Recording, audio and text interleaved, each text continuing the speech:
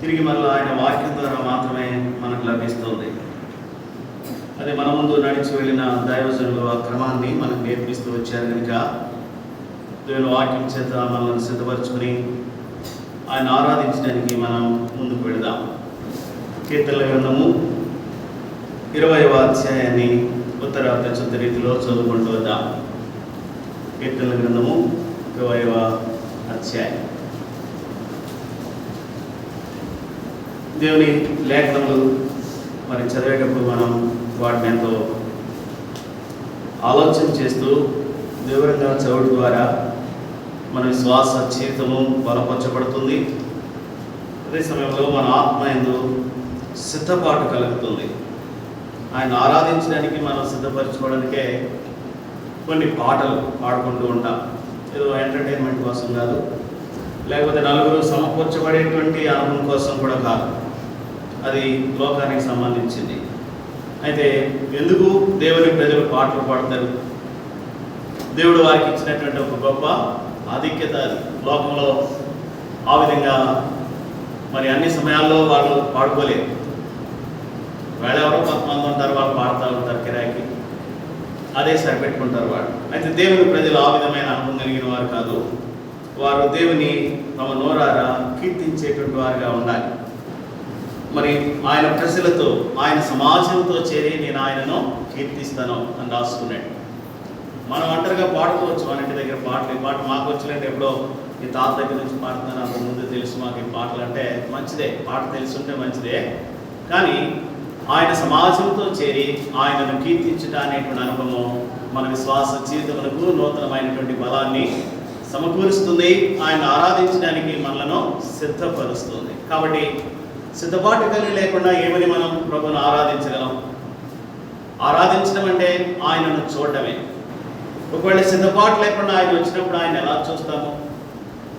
అది కూడా ఈ ఆరాధన అనుభవం కూడా ఆ విధమైనదే. నేను ప్రభువును చూడడానికి సిద్ధపడుతూ ఉన్నాను. అందుకు నా ఆత్మ ప్రాణ దేహాలను సిద్ధపరుస్తున్నాను. పాటల ద్వారా, ప్రార్థన ద్వారా, దేవుని వాక్యం ద్వారా సిద్ధపరచుకొని ఆ విధంగా ప్రభు ముఖదర్శనం కోసమై ముందుకు వెళ్ళేటువంటి అనుభవమే ఆరాధనకు ముందు ఉండేటువంటి కార్యక్రమాలన్నీ. కాబట్టి వాటిని మనం అనుభవించడం, అనుభవపూర్వకంగా మనకి జీవితాన్ని వాటి ఎందుకు కొనసాగింపు చేసుకోవడం మనము మరి ప్రాక్టీస్ చేయవలసి ఉంటుంది. దాన్ని తరబేదు చేసుకోవాల్సి ఉంటుంది. ఎన్నో కారణాలు ఉండి ఉండవచ్చు. అయితే వాటన్నిటికంటే దేవుని యొక్క ఉద్దేశమే స్థిరమైనటువంటిదిగా ఉంటుంది. కీర్తనల గ్రంథము 20వ అధ్యాయం 20 అధ్యాయాన్ని అంతటి కూడా ఉత్తర ప్రత్యుత్త రీతిలో చదువుకుందాం. ఆపత్కాలమందు యెహోవా నీకు ఉత్తరమిచ్చునుగాక, యాకోబు దేవుని నామము నిన్ను ఉద్ధరించునుగాక.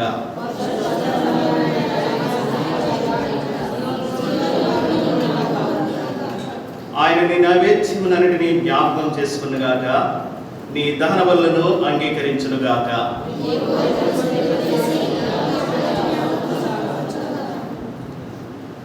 యెహోవా నీ రక్షణను బట్టి మేము జయోత్సాహం చేయుచున్నాము. మా దేవుని నామమును బట్టి మా ధ్వజము ఎత్తుచున్నాము. నీ ప్రార్థనలను యెహోవా సఫలపరచునుగాక.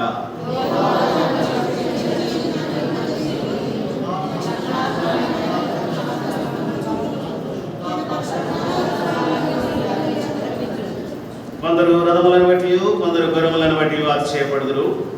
మనమైతే మన దేవుడైన యెహోవా నామమును బట్టి అతిశయపడదుము.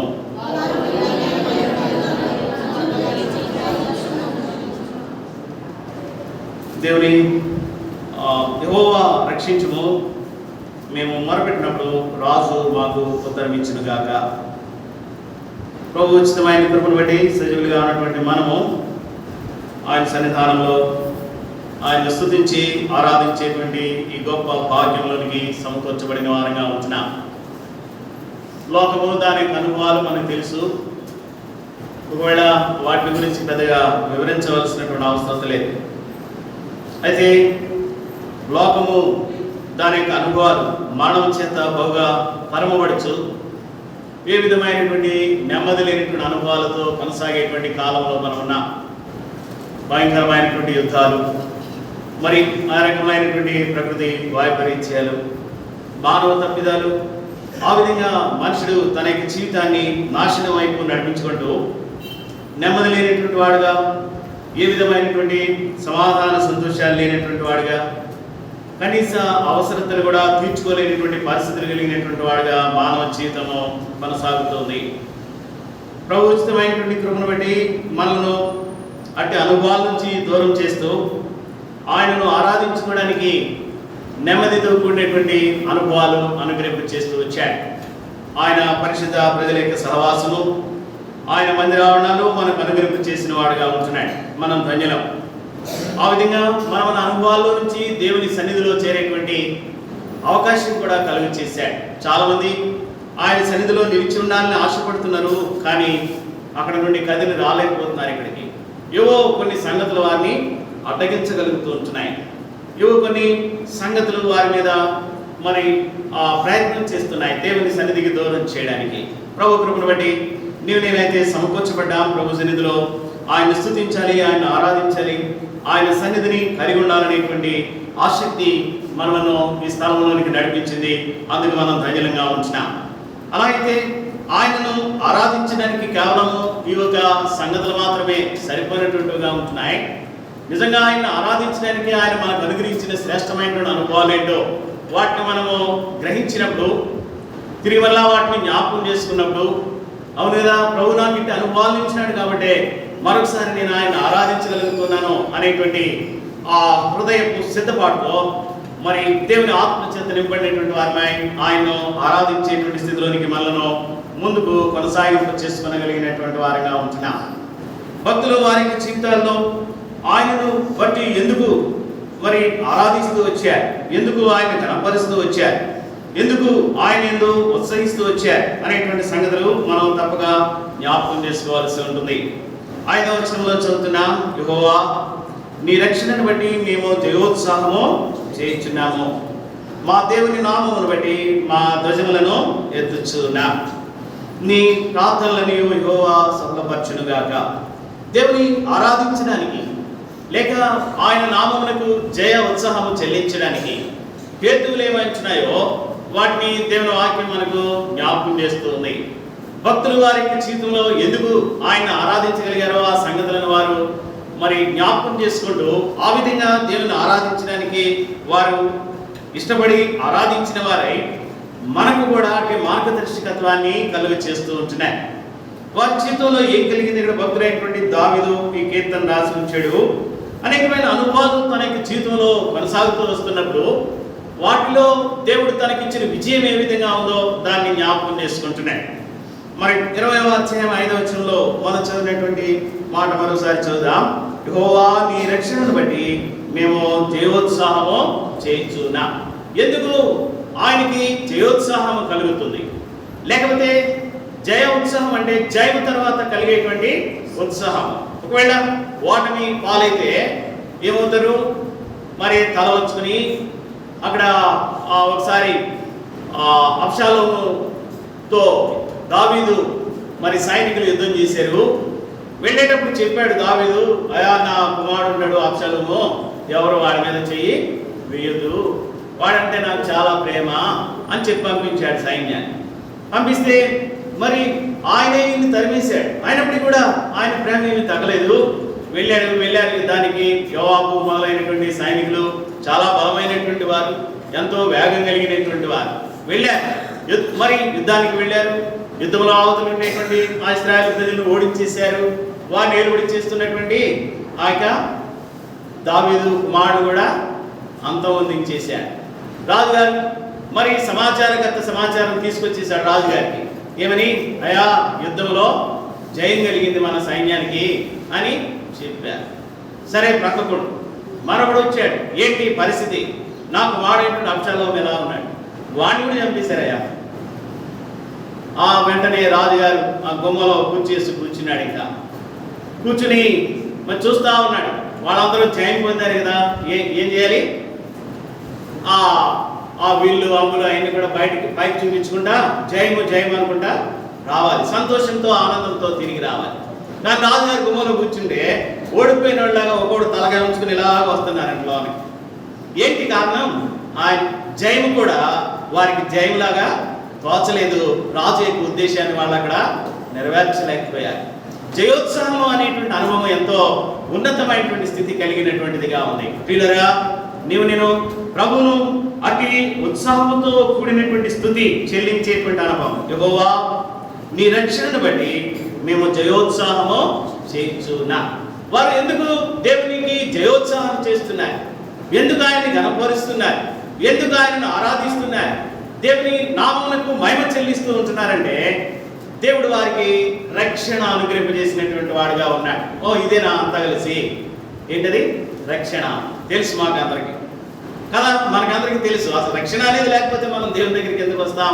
ఎందుకు ఆరాధన చేస్తాం? ప్రభువా, నీవు ఇచ్చిన రక్షణ బట్టి నిన్ను స్తుతిస్తున్నాం, నిన్ను ఘనపరుస్తున్నాం, నిన్ను ఆరాధిస్తున్నాం. ఇదే కదా మన ప్రాముఖ్యమైనటువంటి సంగతి. అలా అయితే ఆ రక్షణను బట్టి జయోత్సాహము ఏ విషయాల్లో నీకు నాకు జయం అనుగ్రహింపజేశాడో అనే దాన్ని మనము గుర్తించే కొలది మరెక్కువైనటువంటి కృతజ్ఞత ప్రభు ఎడల మనకు కలుగుతుంది. మరి ఎక్కువైనటువంటి ఆ సిద్ధపాటుతో ఆయనను స్తుతించి ఆరాధించేటువంటి అనుభవానికి మన యొక్క జీవితాలు తీసుకుని రాబడేటువంటివిగా ఉంటున్నాయి. మరి ఒకవేళ జయము అనేటువంటి సంగతి ఎప్పుడు కలుగుతుంది? యుద్ధము తర్వాత. మొదట ఏముంటుంది? యుద్ధం ఉంటుంది. అవతల బలమైనటువంటి శత్రువు ఉంటాడు. వారి యొక్క మరి యుద్ధ తంత్రాలు ఉంటాయి, వారి యొక్క శక్తి ఉంటుంది, వారి చేతిలో ఉండేటువంటి ఆ రకమైనటువంటి వెపన్స్ ఉంటాయి.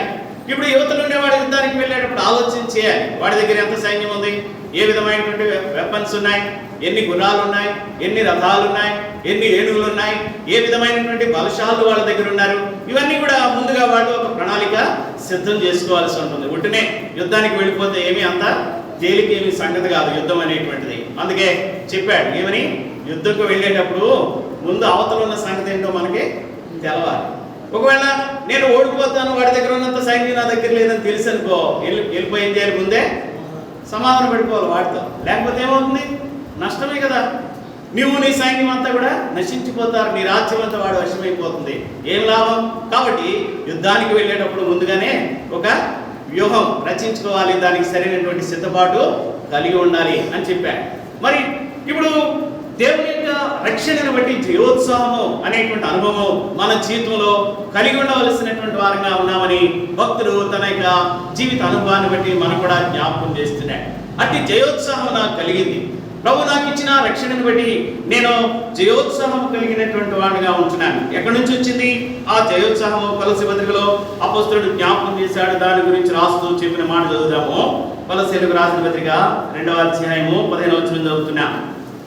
కొలస్సీలకు రాసిన పత్రిక 2వ అధ్యాయము 15వ వచనం, 13వ 15వ వచనాలు కలిసి ఉన్నాయి, చదువుతున్నాను. మరియు అపరాధముల వలనను శరీరమందు సున్నతి పొందకయుండుట వలనను మీరు మృతులై ఉండగా దేవుడు రాతరూపమైన ఆజ్ఞను మీ మీద రుణముగాను మనకు విరోధముగాను ఉండిన పత్రమును మేకులతో సిలువ కొట్టి దాని మీద చేవ్రాతను తుడిచివేసి మనకు అడ్డం లేకుండా దాన్ని ఎత్తివేసి మన అపరాధములన్నిటినీ క్షమించి ఆయనతో కూడా మిమ్మల్ని జీవింపజేసిన ఆయన ప్రధానులను అధికారులను నిరాయుధులను చేసి సిలువ చేత జయోత్సవముతో వారిని పట్టి తెచ్చి బాహటముగా వేడుకకు కనుపర్చెను. ఆ జయోత్సాహము ఎలా కలిగింది? సిలువ చేత కలిగినటువంటి జయోత్సాహం. నేనాడు ప్రభువును ఆరాధించడానికి, ప్రభువా నీవు నన్ను రక్షించావు, నీకు వందనాలు, మరి నీ రక్షణను బట్టి నేను జయోత్సాహం చేస్తున్నాను అని చెప్పడానికి దాని వెనక ఉన్నటువంటి ఆ బలమైనటువంటి సంగతి ఏంటంటే సిలువ అనేటువంటి ఒక బలమైనటువంటి ఒక అనుభవం దాని వెనక దాగి ఉంది. సిలువేనా? అది మనకు కూడా తెలుసుగా. ఎన్నో రకాలైనటువంటి సిలువలు చూస్తుంటాం. మరి చెక్క సిలువలు, ఎనప సిలువలు, లేకపోతే బంగారపు సిలువలు, కొన్నిసార్లు నూనెతో వేసే సిలువలు, కొన్నిసార్లు గాలిలో వేసే సిలువలు, మరి ఒకవేళ పెయింట్తో వేసుకునే సిలువలు, ఇవన్నీ మనం చూస్తూనే ఉన్నాం. సాధారణంగా సిలువ అనేది ఏముంది, ఇలాగంటాం అంతే కదా. కానీ ఆ సిలువ యొక్క అనుభవం ఏ విధమైందన్నా ఎట్టి జయములు మనకు అనుగ్రహం చేశాడో దాన్ని అంతటి కూడా మరి మనకు జ్ఞాపకం చేశాడు. మరియు అపరాధముల వలనను శరీరమును సున్నతి పొందక ఉండటం వలనను మీరు మృతులై ఉంటుండగా, పాపము దాని యొక్క అనుభవాలు, అపరాధము దాని యొక్క సంగతులు మన యొక్క జీవితాన్ని వెంబడిస్తూ ఉంటున్నాడు. మరి అపరాధం చేత పాపం చేత చచ్చినటువంటి వారంగా ఉన్నాం అని రాసుకున్నాడు భక్తుడు. ఈ అనుభవాలు మనల్ని వెంబడిస్తూ ఉంటున్నాయి. దేవుని ఆరాధించడానికి అందును బట్టి ఏ విధమైన యోగ్యతను మనము కలిగి ఉండలేనటువంటి వారంగా ఉన్నాం. ఈ నోరే అప్పుడు ఉంది, ఈ శరీరమే అప్పుడు ఉంది, ఈ భాష అంతా అప్పుడు మనకి తెలుసు, కానీ ఆరాధించలేకపోయినాం. కారణం ఏంటి?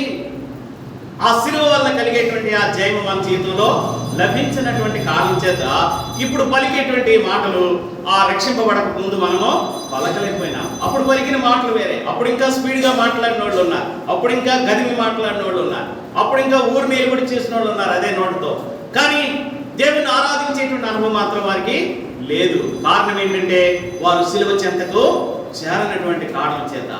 ఆ శిలువలో కలిగినటువంటి శ్రేష్టమైనటువంటి ఆ బలియాగం యొక్క ఆ రక్త శక్తి ద్వారా వారి యొక్క జీవితంలో విమోచించబడినటువంటి కారణం చేత వారు ఆ శిలువ చేత జయోత్సవమును అనుభవించలేనటువంటి స్థితిలో నిలిచిపోయినటువంటి వారుగా ఉంటున్నారు. భక్తులు మరి ఎట్టి జయము ప్రభువు మనకు అనుగ్రహింప చేశాడో వాటిని జ్ఞాపకం చేస్తూ వచ్చారు. ఎఫెసీ పత్రిక రాస్తూ అపోస్తలుడు జ్ఞాపకం చేశాడు.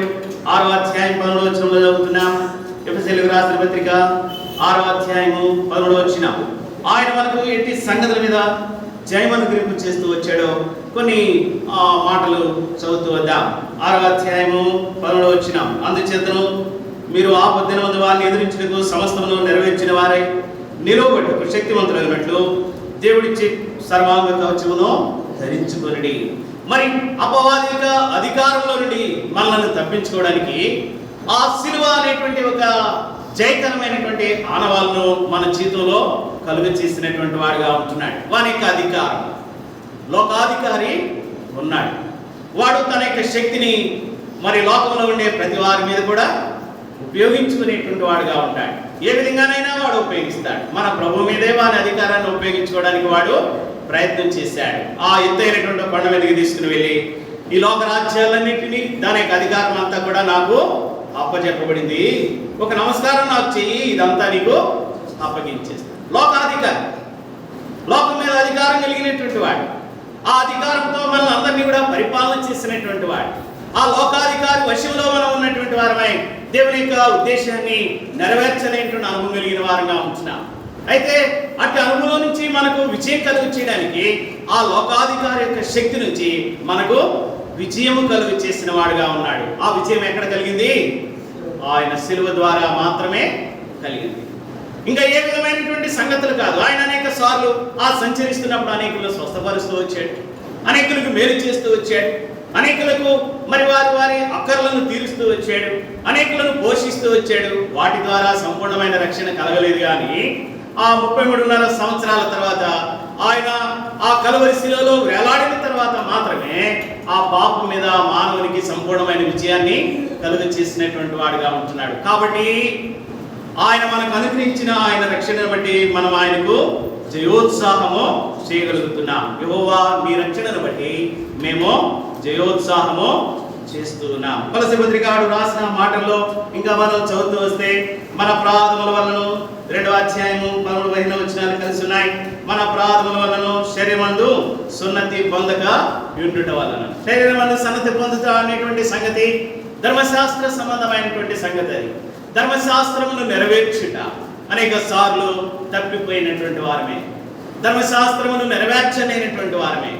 దాని విషయమై మన యొక్క జీవితాలు మరి పట్టబడినటువంటివిగా ఉంటున్నాయి. మరి ఆ ధర్మశాస్త్రం మన మీద నిరారోపణ చేయగలిగినటువంటిదిగా ఉంది. మరి ఆ ధర్మశాస్త్రంలో ఉండేటువంటి ఆ యొక్క ఆజ్ఞలను, కట్టడలను, విధులను నెరవేర్చలేనటువంటి వారంగా ఉన్నాం. అయినప్పటికీ కూడా మరి ఆ యొక్క సున్నతి చేయబడినటువంటి అనుభవం, లేక శుద్ధి చేయబడిన, ఛేదన చేయబడినటువంటి అనుభవం మన యందు లేకపోయినప్పటికీ కూడా ఆ ప్రభువు మనలను ఆ శిలువ మాటకు తీసుకొని వచ్చి ఆ శిలువ ద్వారా కలిగినటువంటి రక్షణ మనకు అనుగ్రహింప చేసి తద్వారా ఆయనను స్తుతించేటువంటి, ఆరాధించేటువంటి అనుభవానికి మనలను నడిపించినటువంటి వాడుగా ఉంటున్నాడు. ఈ లోకాధికారి యొక్క చేతుల్లోంచి మనకు విజయం ఇచ్చాడు. రెండవది, మన శరీరము దాని యొక్క మరి అనుభవాల నుంచి మనకు విజయం కలుగు చేశాడు. మరి ధర్మశాస్త్రం యొక్క అనుభవం నుంచి మనల్ని బయటికి తీసుకుని వచ్చాడు. ఆ హెబ్రీ పత్రికడు అనేక సార్లు ఆ సంగతులు రాస్తూ వచ్చాడు. ధర్మశాస్త్రము మన విషయమై ఏమి చేయలేకపోయిందో దాన్ని ఆ ప్రభువు మన కోసమై చేసిన వాడుగా ఉంటున్నాడు. కేవలము ఆ శిలువ ద్వారా మాత్రమే. ఆ శిలువ ద్వారా కలిగినటువంటి విజయమే ఈనాడు నిన్ను నన్ను ఆయనకు జయోత్సాహము కలుగు చేసేటువంటి అనుభవానికి నడిపించినటువంటిదిగా ఉంది. లోకాధికారి చేతిలోంచి విజయం ఇచ్చాడు, మరి శరీర సంబంధమైనటువంటి సంగతుల నుంచి మనకు విజయం ఇచ్చినటువంటి వాడుగా ఉంటున్నాడు. ఇంకా మనం చదువుతూ వస్తే అక్కడ 15వ వచనం 13వ వచనాలు కలిసి ఉన్నాయి. మరియు అపరాధం వలన శరీరమందు పొందడం వలన మీరు మృతులైనగా దేవుడు రాతరూపమైన ఆజ్ఞల వలన మన మీద రుణముగాను మనకు విరోధంగాను ఉండిన పత్రములు మేకులతో సిలువకు కొట్టి ఆ యొక్క పాపపు రుణపత్రములు తయారు చేయబడినటువంటిదిగా ఉంది. ఇదిగో ఈ పాపము ఇలా చేశావు కాబట్టి ఏం చేయాలి? ధర్మశాస్త్రాన్ని బట్టి తీర్పు తీరిస్తే ప్రతి దానికి ఒక రెమెడీ ఉంటుంది. అందులో ఆ ధర్మశాస్త్రంలో రాసి ఉంచుతాడు. ఓ కన్ను ఎవరికన్నా పొడిచేసాడు అనుకోండి, ఏం చేయాలి? ధర్మశాస్త్రం ఏం చెప్పింది? పొడిచినోడు కన్ను పొడిచేయడమే, ఇంకేం లేదు. దాంట్లో పెద్ద తేడా ఏం లేదు. ధర్మశాస్త్రంలో రాసేశారు మోషేగా. ఆయన సొంత మాటలు కూడా కాదు, దేవుడు చెప్పిన మాటలే. ధర్మశాస్త్రంలో ఇలాగా రాసి ఉంచు, నా ప్రజలైన వారు క్రమంగా ఉండాలంటే అలా చేయాల్సిందే. కాబట్టి ఏం చేయాలి? ఎవడు కూడా అక్రమంగా ఉండడానికి అవకాశం లేదు. ఎవడైనా వెళ్ళి ఒకడు పన్నుడు కొట్టాడు అనుకో, ఏం చేయాలి? వాడు పన్నుడు కొట్టమని తీర్పు తీర్చేయి, అంతే. కుక్క కాటుకు చెప్పుదే. ధర్మశాస్త్రమే కారణం. అది ఒకవేళ మన మీద నెరవేరింది అనుకోండి, మన పాపాన్ని బట్టి మన జీవితాలు ఇప్పుడు ఏమైపోయి ఉండాలి? ఈ శరీరంలో ఈ తల మొదలుకొని అరికాల వరకు ఎక్కడ పాపం లేనిటువంటి అనుభవాలు ఉన్నాయి? మనసు ఏమైనా, లేకపోతే మన యొక్క తల ఏమైనా ఆలోచన చేయకుండా ఉందా పాపాన్ని గురించి? లేకపోతే మన కన్నులు పాపాన్ని చూడకుండా ఉన్నాయా? మన చెవులు దేవుడికి ఇష్టం లేని వాటిని వినకుండా ఏమైనా భద్రపరచుకోగలిగామా? మన నోటిని మన పెదవులను కాచుకున్నామా ఏమైనా చెడ్డమాటలు పలకుండా? ఒకవేళ ఈ శరీరము తినే అనుభవాలన్నీ చూస్తే అవన్నీ కూడా ఏమైపోయినాయి? అరికాలు మొదలుకొని నడినెత్తి వరకు పచ్చి పొండ్లు గాయములే కదా. అవి పిండబడలేదు, మెత్తగా చేయబడలేదు, దానికి ఏ విధమైనటువంటి ట్రీట్మెంట్ జరగలేదు, స్వస్థపరచబడేటువంటి అనుబంధానికి జరగలేదు. ఇది ఈ శరీరం యొక్క స్థితి. అది అంత ఎత్తున్నా 6 అడుగులున్నా 8 అడుగులున్నా, మరి లేకపోతే ఇంకా 36 అయినా 48 అయినా, అదంతా కూడా దేనికి సంబంధించింది? పాపపు ప్రపంచం. దాని చేత నింపబడినటువంటి అనుభవాలే. అందును బట్టి ఏం చేయబడాలి? తప్పక ధర్మశాస్త్రం ద్వారా శిక్షను అనుభవించవలసిందే. ప్రభు కూడా చెప్పాడు కదా, ఏమని? ఒకవేళ నీ చెయ్యి నిన్ను అభ్యంతరపరుస్తుంది అనుకో, నీ కుడి చెయ్యి ఏం చేయాలి? మొత్తం శరీరం అంతా నరకంలో వెళ్ళడానికి ఈ శరీరంలో చెయ్యి ఉపయోగపడుతుంది అనుకో, ఏం చేయాలి? పాపం చేసిన కనుక ఆ చేతిని తీసి పక్కన పడాలి. అప్పుడు ఈ శరీరం అంతా పరలోకానికి వెళుతుంది, క్షేమం కలుగుతుంది.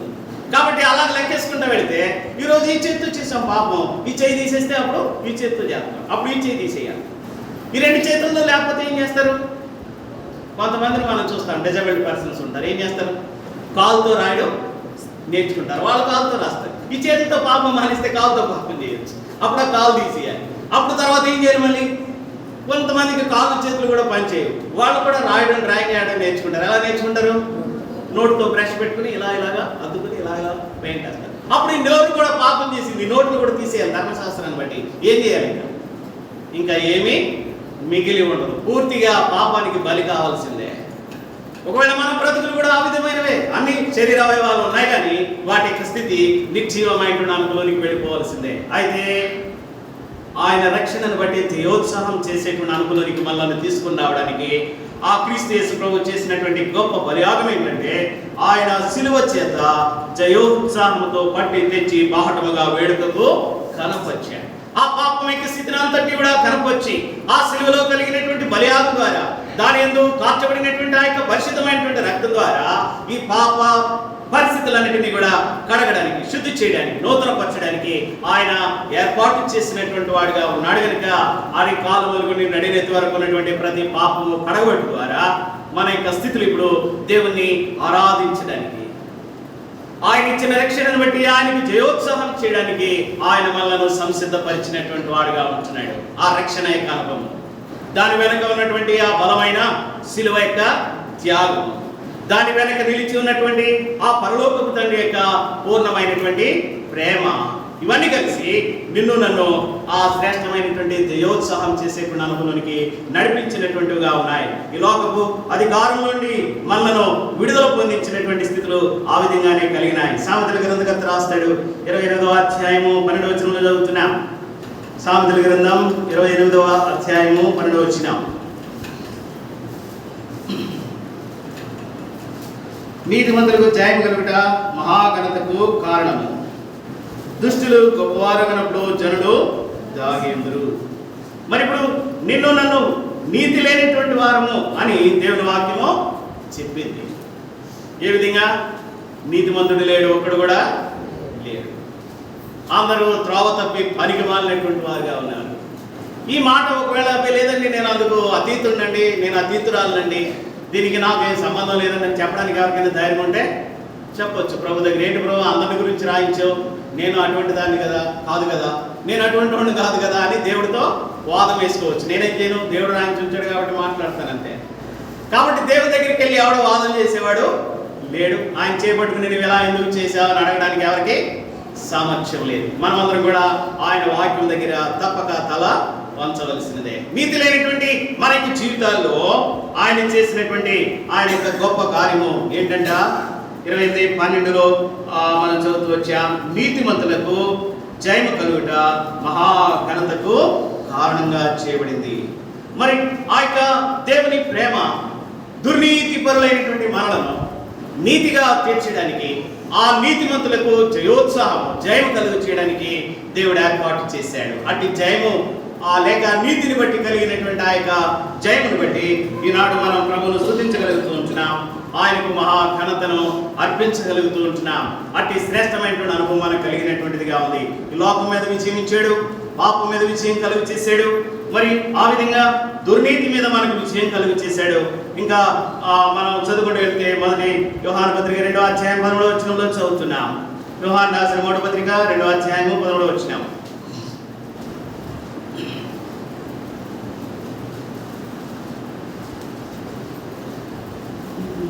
తండ్రులారా మీరు ఆదరుని ఉన్నవారు అని ఎరిగి ఉన్నాను గనుక మీకు రాయిస్తున్నాను. యవనస్తులారా మీరు దుష్టుని జయించి ఉన్నారు కనుక మీకు రాయిస్తున్నాను. వారు జయం పొందినటువంటి వారుగా ఉన్నారంట. ఏ విధంగా? ఆ క్రీస్తు యొక్క యవన శిలువ రక్తం ద్వారా వారి యొక్క జీవితాల్లో అట్టి యవనత్వాన్ని పొందినటువంటి వారే పాపం మీద విజయం సంపాదించారు. ఏ విధంగా ఆ యొక్క విజయం వారికి ఉందంటే మీరు దుష్టుని జయించి ఉన్నారు. ఇక్కడ యవనస్తులారా అని రాశాడు. కేవలం యవనస్తులు అంటే ఏ కొద్ది మందికో సంబంధించినటువంటి మాట అని మనం అనుకుంటాం. కానీ మనం అందరం కూడా ఆ క్రీస్తు యొక్క యవన రక్తం చేత కడగబడి శుద్ధి చేయబడ్డాను బట్టి మన యొక్క స్థితిగతులన్నీ కూడా మారిపోయినాయి. మనం ఏదో ఒకవేళ వృద్ధాప్యంలో ఉన్నాం కాబట్టి వృద్ధులమనే తలంచడానికి అవకాశం లేదు, బాల్యంలో ఉన్నాం కాబట్టి బాలురము అని తలంచడానికి లేదు. క్రీస్తు యొక్క యవన రక్తము వారిలో ప్రవేశించినప్పుడు వారిని ఒక నూతనమైనటువంటి శక్తివంతులుగా చేసినటువంటిదిగా ఉంది. క్రీస్తు కోసమే వారు శక్తివంతులుగా వారి యొక్క జీవితాన్ని కొనసాగింపు చేసుకుంటూ వచ్చినటువంటి వారుగా ఉంటున్నారు. వారు బట్టి ఆరాధన చేసినటువంటి వారుగా ఉన్నారు. ప్రభువా మా జీవితాల్లో ఆ యవన కాలంలో లేనటువంటి ఆ గొప్ప రక్షణ నాకు ఇచ్చినావు, ఇప్పుడు వృద్ధాప్యంలోకి వచ్చేసాను, ఇప్పుడు నాకు ఈ రక్షణ ఇచ్చావు ప్రభువా నీకు వందనాలు. ఏంటి వారికి కలిగినటువంటి ధైర్యం అంటే ఆ క్రీస్తు యొక్క యవన రక్తం వారిలో ప్రవేశించి వారికి నూతనమైనటువంటి శక్తిని ప్రసాదించింది. కాబట్టి వారు యవన బలం చేత నింపబడినటువంటి వారుగా ఉంటున్నారు. వారు పక్షి రాజు వలె పైకి ఎగిరి వెళ్ళేటువంటి వారుగా ఉంటారు. తమ రెక్కలు చాచి దేవుని కోసమై నమ్మకంగా సాగి వెళ్ళేటువంటి వారుగా ఉంటారు. వారికి అట్టి నీతి యొక్క క్రీస్తు యొక్క రక్తము వారిని నీతిగా తీర్చిన కారణాన అట్టి నూతన శక్తిని వారికి ప్రసాదించినటువంటిదిగా ఉంటుంది. దాన్ని ఇక్కడ అంటాడు, మీరు దుష్టుని జయించి ఉన్నారు కనుక మీకు రాస్తూ ఉన్నాను. ఆ శిలువ చేత మనకు కలిగిన మరొక మేలైన సంగతి ఏంటి? దుష్టుని మీద జయము కలుగు చేశాడు. ఆ శిలువతో మనకు నేర్పించాడు.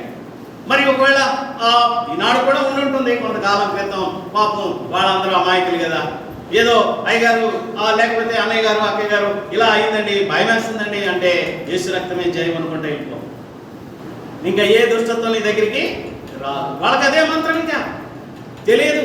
కొన్నిసార్లు వాళ్ళు బైబిల్ చదవలేరు, బైబిల్ లేకపోతే పాటలు చూసి పాడలేరు, లేకపోతే వారికి ఏదో గొప్ప ఆరాధన చేయాలని ఆశ ఉన్నప్పటికీ కూడా కొన్ని పదాలు తెలియని కారణం చేత వారు గొప్పగా దేవుని ఆరాధన చేయలేదు. మన దృష్టిలో గొప్పది, దేవుని దృష్టిలో కాదు. అయితే వారు నేర్చుకున్నటువంటి సంగతి ఏంటి? ఓ చిన్న మంత్రం ఏంటది? యేసు రక్తమే జై, వెళ్ళిపో, ఆ మాట చెప్పుకుంటా, ఇంకా ఏది నీ దగ్గరికి రాదు. ఆ విధంగానే వారి విశ్వాసంలో బలపరచబడ్డాయి. ఏదైనా బలహీనత వస్తే యేసు రక్తమే జయం, యేసు రక్తమే జయం అనుకుంటున్నారు. ఆ రక్తం ద్వారా వాళ్ళు జయం సంపాదించగలుగుతున్నారు. ఆ శరీరంలో ఉండే బలహీనత మీద విజయం సంపాదించగలుగుతున్నారు. ఒకవేళ ఏదో ఆ దుష్టుడు ఏదో రకంగా వారిని భయపెట్టడానికి ఏదో కొన్ని కార్యాలు చేస్తా ఉన్నాడు, అప్పుడు వాళ్ళు చెప్పుకున్నారు దేవుని రక్తం, యేసు రక్తమే జయం అని చెప్తా ఉన్నారు. దుష్టుడు పారిపోతున్నాడు దూరంగా.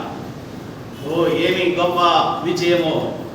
ఆ సిలువలో నేను అనుభవించడానికి దేవుడు మన కోసమే సిద్ధపరిచినటువంటి ఆ విజయాలు ఎంత ఉన్నతమైనటువంటి అనుభవం కలిగినవో. దుష్టుని మీరు జయించి ఉన్నారు. క్రీస్తుని జ్ఞాపకం చేసుకుంటూ ఆ దుష్టుని జయించినటువంటి అనుభవం కలిగినటువంటి వారంగా ఉన్నాం కనుక ఆ సిలువ ద్వారా కలిగినటువంటి ఆ యొక్క విజయాన్ని బట్టి ఆయనను స్తుతించి ఆరాధించేటువంటి అనుభవానికి మనము తీసుకొని రాబడుతూ వస్తూ ఉంటున్నాం. ప్రకటన గ్రంథకర్త రాశాడు, ప్రకటన గ్రంథం 2వ అధ్యాయము 11వ వచనంలో చదువుతున్నాం.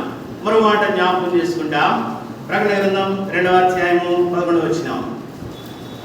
సంఘముతో ఆత్మ చెప్పుచున్న మాట చెవివాడు వినుగాక, జయించువాడు రెండవ మరణం వల్ల ఏ హానియో చెందడు. ఎంత జయమో చూడండి! ఆ సిలువ ద్వారా ఆ రక్షణ యొక్క అనుభవం సిలువ ద్వారా కలిగింది. ఆ సిలువ ద్వారా కలిగిన మరొక జయం ఏంటంట? మరణము కూడా వారికి ఏ హాని చేయలేనటువంటి గొప్ప విజయము ఆయన సిలువ ద్వారా మానవునికి కలుగ చేసినటువంటి వాడుగా ఉన్నాడు. మరి ఒకవేళ తన యొక్క జీవితంలో అతి మరణకరమైనటువంటి అనుభవంలోనికి వెళ్ళినప్పుడు వారు ఏం జ్ఞాపకం చేసుకున్నారు? క్రీస్తునందు జయమే. ఒకవేళ ఆయన విశ్వాసం ఉంచినటువంటి వాడు చనిపోయినను బ్రతికినటువంటి వాడుగా ఉంటాడు. బ్రతికిన ఆయన విశ్వాసం ఉంచేటువంటి వాడు అన్నిటికీ చనిపోడు. ఏం అబద్ధమా ఆ మాట? మామూలుగా ఆలోచన చేద్దామా శారీరకంగా? లేదే, దేవుని మాట అది. ఆయన సెలవిచ్చినటువంటి మాటల్లో ఏది కూడా ఒక పొల్లు కూడా తప్పిపోయినటువంటిదిగా ఉంటుంది. ఈ ఆకాశము భూమి మీద ఉండేటువంటి సమస్తమైన సంగతులు గతించిపోతాయి, కానీ ఆయన మాట గతించేటువంటిదిగా ఉన్నది కదా. అయితే చెప్తున్నాడు, మరణం మీద కూడా వారికి జయం అనుగ్రహింప చేసినటువంటి వాడుగా ఉంటున్నాడు. మరి జయించువాడు రెండవ మరణం వలన ఏ హానియో చెందడు. ఎంత గొప్ప విజయాలు! ఎక్కడి నుంచి వచ్చినాయి మనకి? క్రీస్తు యేసు ప్రభువు వారి సిలువ నుంచి ఆ విజయాలన్నీ మనకు లభించినటువంటివిగా ఉన్నాయి. ఆ సిలువ విజయాలను మనం ఏమంటున్నాం? రక్షణ అని మనకు తేలికగా అర్థం చేయడానికి దేవుని వాక్యం దానికి రక్షణ అని పేరు పెట్టింది. ఆ రక్షణ యొక్క నిజమైనటువంటి స్థితి ఏంటంటే సిలువ ద్వారా కలిగిన సంపూర్ణమైనటువంటి విజయము. దాన్ని బట్టి ఏం చేయాలంట? నేను 20వ అధ్యాయం 5వ వచనం కీర్తనల గ్రంథంలో చదువుకున్నాం. ఏమంటాడు? యెహోవా నీ రక్షణను బట్టి మేము జయోత్సాహము చేస్తున్నాం. ఎందుకు ఆ జయోత్సాహం అంటే ఆయన నా పక్షంగా ఇటు విజయాన్ని కలుగ చేశాడు. ఆయన ఈ లోకాధికారి చేతిలోంచి నన్ను తప్పించినటువంటి వాడుగా ఉంటున్నాడు. ఆయన ప్రతి విధమైనటువంటి అంధకార శక్తుల యొక్క ప్రభావం నుంచి నాకు విజయం కలుగ చేసిన వాడుగా ఉన్నాడు. దుష్టుని మీద నాకు జయం అనుగ్రహింప చేసినటువంటి వాడుగా ఉన్నాడు. మరణం మీద నాకు విజయం అనుగ్రహింప చేసినటువంటి వాడుగా ఉంటున్నాడు. ఆ విధంగా ప్రతి విధమైనటువంటి పాపము దాని యొక్క శక్తి నుంచి నాకు విజయం కలుగ చేసిన వాడుగా ఉన్నాడు. ఆ సిలువ మాటను నన్ను దాసి ఆ గొప్ప రక్షణ నాకు అనుగ్రహింప చేశాడు. కాబట్టి ఈనాడు రక్షింపబడినటువంటి దేవుని ప్రజలు జయోత్సాహమును కలిగినటువంటి వారై ఆయనను మహిమపరిచి ఆరాధించేటువంటి స్థితిని వారి జీవితంలో అనుభవించగలుగుతున్నారు. ఈ ఉదయకాలం ప్రభు సన్నిధిలో చేరినటువంటి మనం అట్టి జయోత్సాహం చేయడానికి అర్హులంగా చేయబడిన వారంగా ఉన్నాం. అది మనకున్నటువంటి అర్హత. కాబట్టి మరి స్తుతి ఆరాధనల ద్వారా జయోత్సాహంతో ఆ దేవుని నామమునకు మహిమ కలుగ చేసే వారంగా ఉండాలని ప్రభు ఇష్టపడుతూ ఉంటున్నాడు. అందుకే ఆయన మన తన ఇంటిలో చేర్చుకున్నాడు. సిలువ ద్వారా కలిగినటువంటి ఆ యొక్క జయములు అనుభవిస్తున్నావా విశ్వాసి? దుష్టుడు ఒకవేళ ఎక్కడైనా వారి యొక్క తంత్రాలు నీ మీదకి వేశాడనుకో, అప్పుడు సిలువ ద్వారా కలిగినటువంటి జయాన్ని నువ్వు ఉపయోగించుకోగలుగుతున్నావా? అయితే తప్పక ఏం చేయాలి? ప్రభువా నీవు జయం ఇచ్చావు, నీకు వందనాలు. అందరికీ అన్ని అనుభవాలు ఉండకపోవచ్చు. ఒక్కొక్కరికి ఒక్కొక్క రీతిగా వారి యొక్క స్థితులను బట్టి వారికి అనుభవాలు వస్తూ ఉంటాయి. నీకు ఎటువంటి జయం కలిగింది ఆ సిలువ ద్వారా? లేదా ఒక వారపు దినాలు మన మీద గడిచి వెళ్ళాయి. ఆ వారపు దినాల్లో ప్రభు ద్వారా ఇంటి జయాన్ని నీవు అనుగ్రహం పొందినటువంటి వాడుగా ఆమెగా ఉన్నావు. అందును బట్టి ఏ విధంగా ఆయనను స్తుతించేటువంటి అనుభవం నీకు కలుగుతుంది. ఈ ఉదయకాలం ప్రభు ఆయన స్తుతించాలని ఆరాధించాలని మనల్ని ఆయన సన్నిధిలోనికి ఆహ్వానించాడు. మనం ఏంటి జయం పొందామో దాన్ని బట్టి ఆయనకు స్తుతి, కృతజ్ఞత, ఆరాధన చెల్లించగలిగినటువంటి వారంగా ఉంటున్నాం. శిలువ చేత జయోత్సవముతో వారిని పట్టి తెచ్చి బాహటముగా వేడుకకు కనుపర్చెను. శిలువ చేత కలిగినటువంటి జయోత్సాహం. ఇంకా వేరే వాటి ద్వారా కూడా ఆయా రకాలైనటువంటి జయములు కలిగి ఉండవచ్చు మన జీవితంలో. మన యొక్క బలాన్ని బట్టి మనము ఏదో జయించాం అనుకోవచ్చు. అందరికీ కరోనా వచ్చింది, నాకు కరోనా రాలేదు. ఏంటి కారణం ఏంటి? నాలో ఎక్కువ ఇమ్యూనిటీ పవర్ ఉందండి, ఎటువంటి సంగతులు వచ్చినా నేను దాన్ని జయించేస్తాను అని కొంతమంది గర్వపడ్డారు కదా. వాళ్ళ గురించి రాశాడు. ఆ తర్వాత వచ్చింది ఏమంటాడు? కొందరు గుర్రములను బట్టి, కొందరు రథములను బట్టి మరి అతిశయపడేటువంటి వారుగా ఉంటారు. మనమైతే మన దేవుడైన యెహోవా నామమును బట్టి అతిశయిస్తాము. కారణం ఏంటంటే ఆయన రక్షణను బట్టి మాత్రమే మేము జయోత్సాహము కలిగిన వారంగా ఉన్నాము. ఆ శిలువ ద్వారా కలిగినటువంటి ఆ యొక్క శక్తి ద్వారా మాత్రమే మా జీవితంలో రక్షణ వచ్చింది. ఆ రక్షణ ద్వారా మాకు జయం కలిగింది. ఈ లోకాధికారి దాని యొక్క శక్తుల నుంచి మాకు అధికారం విజయం కలుగు చేయబడినటువంటిదిగా ఉంటుంది. పాపపు అంధకార స్థితుల నుంచి మాకు విజయం కలిగినటువంటిదిగా ఉంటుంది. దుష్టుని యొక్క అధికారంలోంచి విజయం కలిగినటువంటిదిగా ఉంది. మరణము దాని యొక్క సంగతుల నుంచి మేము ఆ శిలువ ద్వారా విజయాన్ని సంపాదించాం. మరి ఓ మరణమా నీ విజయం ఎక్కడ, ఓ మరణమా నీ ముల్లెక్కడ అని దాని గురించి పాడగలుగుతున్నాం. లేకపోతే లోకం అయితే ఏం చేస్తుంది? మరణము అనే మాట వినగానే ఇంకా దడ దడ వణికిపోయేటువంటి పరిస్థితి. ఇంకా అన్ని చుట్టూ ఉన్న సంగతులన్నింటినీ మరిచిపోయి ప్రవర్తించేటువంటి పరిస్థితి. అయితే క్రీస్తు యేసు ప్రభువారు అటు మరణం మీద చేయడానికి ఈ లోకంలోనికి వచ్చాడు. అది ఒక ప్రాముఖ్యమైన ఉద్దేశం అంట. ఆయన ఈ లోకంలోనికి రావడానికి హెబ్రీ పత్రికలో మరి ఆ అపోస్తలుడు ఆ సంగతిని రాస్తూ జ్ఞాపకం చేశాడు. ఏమంటాడు చూద్దాం ఒకసారి.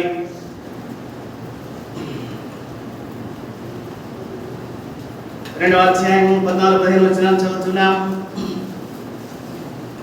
హెబ్రీయులకు రాసిన పత్రిక 2వ అధ్యాయము 14-15 వచనాలు కలిసి ఉన్నాయి, చదువుతున్నాం. కాబట్టి ఆ పిల్లలు రక్త మాంసములు గల వారైనందున ఆ ప్రకారమే మరణం యొక్క బలము గల వారిని అనగా అపవాదిని మరణం ద్వారా నశింపు చేయుటకును జీవితకాలం అంతయు మరణ భయం చేత దాస్యమునకు లోబడిన వారిని విడిపించుటకును ఆయన కూడా రక్త మాంసముల్లో పాలుపడు. మరణము, భయము, లోకంలో మరణ భయం తరుములాడుతూ వచ్చినటువంటిదిగా ఉంది. తప్పించుకోవడానికి ఎన్నో ప్రయత్నాలు. మరి వాళ్ళు ఉండేటువంటి చిన్న ఒక అనుభవం నుంచి కాస్త గట్టిగా ఉండేటువంటి ఒక బిల్డింగ్లోకి పరిగెత్తుకుని వెళ్ళిపోయారు అందరూ కూడా. ఆ జల ప్రళయం మీదకి వస్తున్నప్పుడు, జల ప్రళయం అంటే నోవహు జల ప్రళయం కాదు, అక్కడ కేరళలో జరిగింది కదా ఇటీవల. అది వచ్చేస్తుంది మీదకి, తెలుసు వాళ్ళకి నశించిపోతాం. ఏం చేయాలనుకున్నారు? తప్పించుకోవడానికి ఇంకో బిల్డింగ్లోకి వెళ్ళిపోయారు. ఆ బిల్డింగ్లో కింద ఉన్న వాళ్ళు కూడా పైకి వెళ్ళిపోయారు, పై తాళ్ళకి వెళ్ళిపోయారు. అప్పటికే వాళ్ళు సమాచారం అందిస్తున్నారు, తప్పించండి, మేము అందరం చాలా మంది ఇక్కడ ఉండిపోయినాం.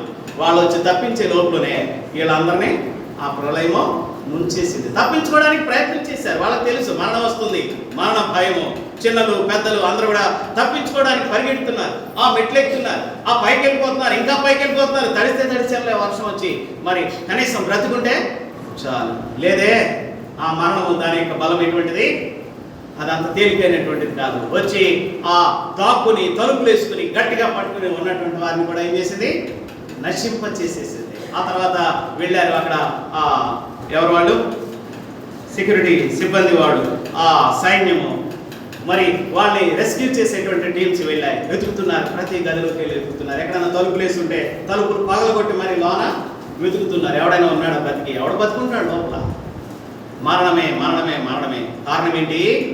మరణం యొక్క బలము ఆ విధమైనటువంటిది. దాని నుంచి తప్పించుకోవడానికి మానవుడు చేసే ప్రయత్నం కూడా అంతే బలమైనటువంటిది. కానీ జీవితకాలం అంతయు మరణ భయము చేత దాస్యమునకు లోబడినటువంటి వారిని తప్పించడానికి ఆయన కూడా రక్త మాంసంలో పాలువాడుగా చేయబడ్డాడు.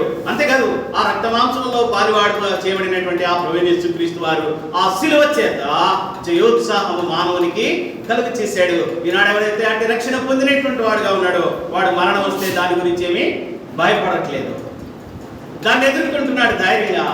లేదు ఒకవేళ ఈ లోకంలో నా ఇష్టాల దినాలు ముగించబడితే మరింత గొప్ప స్వాస్థ్యము దేవుని ప్రజలతో లేక ఆ దేవాది దేవునితో నిరంతరము సంతోషించే అనుభవం కలుగుతుంది అని వారి యొక్క ప్రమోషన్ కోసమే ఆశపడేటువంటి వారు కూడా చాలా మంది నిలిచి ఉన్నారు.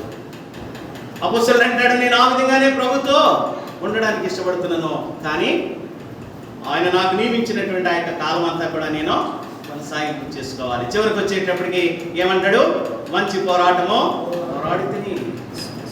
మరి ఏమైనా నెమ్మదిగా కూర్చున్నాడా? బ్రతికినంతకాలం ఏంటంట పోరాటము, అనుదినము పోరాటమే, విశ్వాస జీవితమే అనుభవం అటువంటిదే. అయితే సిలువ నుండి కలిగినటువంటి జయోత్సాహము వారిని ఏం చేస్తుంది? వారి రక్షణను బట్టి వారు దేవుని ఆరాధించేటువంటి అనుభవానికి తీసుకుని వస్తుంది. 5వ వచనం అందరం కలిసి చదువుకుని మరి ఆరాధనకు వెళదాం. 20వ అధ్యాయం కీర్తనల గ్రంథం, కీర్తన 25. యెహోవా నీ రక్షణను బట్టి మేము జయోత్సాహం చేయించున్నాము, మా దేవుని నామమును బట్టి మా ధ్వజము ఎత్తుచున్నాము, నీ ప్రార్థనలను యెహోవా సఫలపరచునుగాక. ఆ రక్షణను బట్టి ఎవరు జయోత్సాహాన్ని అనుభవిస్తున్నారో వారి ధైర్యంతో దేవుని ప్రజల మధ్యలో, ప్రభా నీ ప్రజల మధ్యలో నీ మందిర ఆవరణంలో నీకు కృతజ్ఞతాస్తుతులు చెల్లిస్తున్నాను అని ధైర్యంగా ఆయన స్తుతించగలరు, ఆయన ఆరాధించగలరు. వాళ్ళంటి జయ జీవితం అనుభవించలేకపోతున్నావా? రక్షింపబడ్డానని చెప్పుకుంటూ కూడా అనేక సార్లు ఓటమి పాలైపోతున్నావా? మరణం యొక్క భయం చేత నింపబడినటువంటి అనుభవాలు నీలో నిలిచి ఉంటున్నాయా? ఒకవేళ మరి ఆ యొక్క దేవుడు అనుగ్రహించినటువంటి ఆ యొక్క దుష్టుల మీద జయమును మీరు అనుభవించలేకపోతున్నారా? నిరాశపడద్దండి. ప్రభు నమ్మకమైన వాడు, ఆయన శిలువ రక్తం నిరంతరము మన కోసమే నిలిచి ఉన్నటువంటిదిగా ఉంటుంది. ఆయన మన నిమిత్తమై నిరంతరము తండ్రి సన్నిధిలో విజ్ఞాపన చేస్తూ ఉంటున్నాడు. తిరిగి నూతనమైనటువంటి శక్తిని అనుగ్రహింప చేయగలిగిన వాడే, జయమిచ్చేటువంటి వాడు. ఒకసారి జయమిచ్చేశాడు కాబట్టి మళ్ళీ వదిలేశాడు మనల్ని అనుకోవద్దు. కొన్నిసార్లు మనం జయించలేకపోతాం, దుష్టుని మీద విజయం సంపాదించలేకపోతాం, మనము భయం చేత గడగడ ఉడికిపోయేటువంటి వారంగా ఉంటాం. కానీ తప్పించేవాడు ఒకడు ఉన్నాడు అనే సంగతిని మనము మరిచిపోయేటువంటి వారంగా ఉంటాం, భయం చేత తల్లడిల్లేటువంటి హృదయాలు. అయితే ప్రభు మళ్ళా వారితో ఏం చేస్తాడు? వచ్చి ప్రక్కన నిలిచి ఉండి, ప్రభు నా ప్రక్కన నిలిచి నన్ను ధైర్యపరిచాడు అంటాడు. ఆయన నా కుడి ప్రక్కన నిలిచి ఉండి ఆ సింహం యొక్క నోటి నుండి నన్ను తప్పించాడు. భక్తులు రాసుకున్నారు ఆ మాటలు, వాళ్ళ జీవితంలో అది అనుభవంగా నెరవేర్చబడుతూ వచ్చింది. కారణం ఏంటంటే 16వ అధ్యాయం కీర్తనల గ్రంథంలో భక్తులు రాసుకున్నటువంటి వివరణ ఏంటో చూస్తాం. వారి గురి ఆయన మీద నిలిపి ఉంచారు కనుక. 8వ వచనం, 16వ అధ్యాయం 8వ వచనం కీర్తనల గ్రంథం, సదాకాలము యెహోవా యందు నా గురి నిలుపుచున్నాను, ఆయన నా కుడి పార్శ్వమందున్నాడు కనుక నేను సదల్చబడను. అందువలన నా హృదయం సంతోషించుచున్నది, నా ఆత్మ హర్షిస్తుంది, నా శరీరం కూడా సురక్షితంగా నివసించుచున్నది. ఇట్టి గొప్ప ధన్యత ఎవరు వారి జీవితంలో అనుభవించగలుగుతున్నారో వారు నిజముగా ధన్యులు. వారు తమ రక్షణను బట్టి జయోత్సాహం చేసేటువంటి వారుగా ఉంటారు. అట్టి శ్రేష్ఠ తరుణం మన జీవితంలో మరొకసారి లభించినందుకు మనం ధన్యులం. అట్టి జయోత్సాహం చేత దేవుని మహిమపరచడానికి మన సమయాన్ని సద్వినియోగం చేసుకుందాం. కొంత సమయం ప్రభు సన్నిధిలో ఆయన ఆరాధించడానికి వెళదాం. క్రమంగా కుసోడు కుసోదరి ఆ విధంగా ప్రభును ఆరాధించుదాం. ఒకవేళ మరి మీ ఆరాధన ఒక పాట రూపంగా చెల్లించాలనుకుంటారనుకోండి, మరి చక్కగా పాడాలి కదా, అందరూ మీతో కలిసి పాడేలాగా మరి చక్కని అనుభవంతో పాడాలి. నాకు అలాగే వచ్చి నేను అలాగే పాడతానంటే మరి నీ చుట్టూ ఉన్న వాళ్ళందరూ ఏమైపోవాలి? మరి నీతో పాటు కలిస్తేనే కదా, నీ ఆరాధన చేస్తే నీ తర్వాత అందరూ ఆమె అనాలి. అలా నువ్వు పాట పాడితే నీ పాట అందరూ పాడాలి, లేకపోతే నీ ఒక్కడే పాట, నీ ఒక్కడే ఆరాధన అవసరం. అది యోగ్యమైన సంగతి కాదు. కాబట్టి క్రమంగా నడిచి వెళ్ళడానికి ఆశపడదాము. అప్పుడు దేవుని యొక్క ఆత్మ సహాయం మనకు సమృద్ధిగా అనుభవించినట్లు పరిశుద్ధాత్మ మనకు సహాయం చేస్తాడు. ప్రభు సన్నిధిలో మన సమయాన్ని సద్వినియోగం చేసుకుందాం.